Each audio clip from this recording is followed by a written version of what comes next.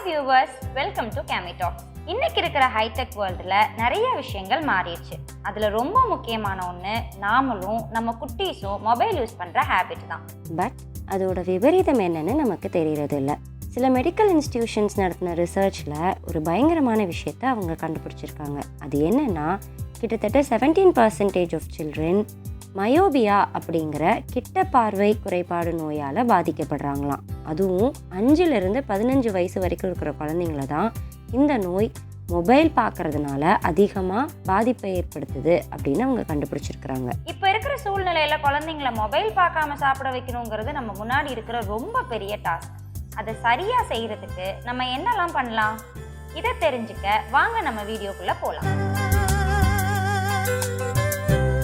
குழந்தைய மொபைல் பார்க்காம சாப்பிட வைக்கணுமா, அதுக்கு நீங்க என்னெல்லாம் செய்யலாம், என்னெல்லாம் செய்யக்கூடாதுன்னு நாம தெரிஞ்சுப்போம். இதோ உங்களுக்கான சில டிப்ஸ். ஃபர்ஸ்ட், உங்க குழந்தைங்கள அவங்களாவே சாப்பிட என்கரேஜ் பண்ணுங்க. அப்படி சாப்பிடும்போது அவங்க சிந்தி தான் சாப்பிடுவாங்க. சாப்பாடை வேஸ்ட் பண்றாங்களே அப்படின்னு நினைச்சு ஊட்டி விட ஆரம்பிச்சிடாதீங்க. செல்ஃப் ஃபீடிங்கை என்கரேஜ் பண்ணுங்க. அப்படி அவங்க சாப்பிட பழகினதுக்கு அப்புறம் சீக்கிரம் சாப்பிட சொல்லி அவங்கள அவசரப்படுத்துறதோ வற்புறுத்துறதோ இல்லை கட்டாயப்படுத்துறதோ கூடாது. குழந்தைங்களுக்கு என்ன சாப்பாடு கொடுக்கணுங்கிறத முதல்ல தெரிஞ்சுக்குவோம். ஜங்க் ஃபுட்டை கொடுத்து அவங்கள பழக்கப்படுத்தாம சின்ன வயசுலேயே அதிக அளவில் காய்கறிகளையும் பழங்களையும் சாப்பிட ப்ராக்டிஸ் பண்ணுங்க. அவங்களுக்கு பிடிச்ச உணவை சமைச்சு கொடுங்க. பிடிக்குங்கிறதுக்காக அதிகமாக சாப்பிட சொல்லி அவங்கள கம்பல் பண்ணாதீங்க. நீங்கள் சமையல் பண்ணும்போது உங்கள் குழந்தைங்கள உங்களுக்கு ஹெல்ப் பண்ணுறதுக்கு பழக்கப்படுத்துங்க. அப்படி அவங்க இன்வால்வ் ஆகி சமையல் பண்ணுறதுனால சாப்பாடை வேஸ்ட் பண்ணாமல் சாப்பிடணும் அப்படிங்கிற எண்ணம் அவங்களுக்கு வர ஆரம்பிக்கும். அதே சமயம் கடையில் கிடைக்கிற ரெடிமேட் ஃபுட்டை வீட்டில் யூஸ் பண்ணுறத முடிஞ்ச வரைக்கும் அவாய்ட் பண்ணிடுங்க. குழந்தைங்களுக்கு பிடிச்ச உணவை கலர்ஃபுல்லாக சமைக்கிறது மட்டும் இல்லாமல் அதுக்கு அவங்களுக்கு பிடிச்ச ஏதாவது ஒரு கார்ட்டூன் கேரக்டரோட பேரையோ இல்லை வேறு டிஷ்ஷோட பேரையோ வச்சு அதை சாப்பிட்றத இன்னும் அவங்கக்கிட்ட ஒரு ஆர்வத்தை க்ரியேட் பண்ண முடியும். நாம் நல்லா கலர்ஃபுல்லாக சமைச்சிட்டோம் அப்படிங்கிறதுக்காக பசிக்காத குழந்தைக்கு அதிகமாக சாப்பாடை திணிக்காதீங்க. நம்ம குழந்தைங்க சாப்பிடும்போது மொபைல் ஃபோனில் அதிகமாக என்ன பார்த்துட்டு சாப்பிட்றாங்கன்னு நோட் பண்ணியிருக்கீங்களா?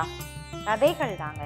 அந்த கதையை வேற யாரோ சொல்லி கேட்குறத விட நாமளே கதைகளை சொல்லி ஊட்டும்போது கதையோட கருத்தும் சாப்பாடும் ஈஸியாக உள்ளே போயிடுது. அவங்க சாப்பிட்டு முடிச்சா உனக்கு பரிசு தரேன்னு சொல்லி சாப்பிட்றத ஏதோ ஒரு பெரிய டாஸ்க் மாதிரி கிரியேட் பண்ணாதீங்க. நம்ம உயிர் வாழ்கிறதுக்காக சாப்பிட்றோன்னு அவங்களுக்கு சொல்லி புரிய வைங்க. குழந்தைங்கள ஹேண்டில் பண்ணுறது ரொம்ப ஈஸியான டாஸ்க் கிடையாதுங்க. குழந்தைங்க என்ன பண்ணாலும் என்ன செஞ்சாலும் அதை சகிச்சுக்கிற ஒரு மனப்பான்மை நமக்கு மட்டும் இல்லாமல் நம்ம ஃபேமிலி மெம்பர்ஸுக்கும் கட்டாயம் இருக்கணும்.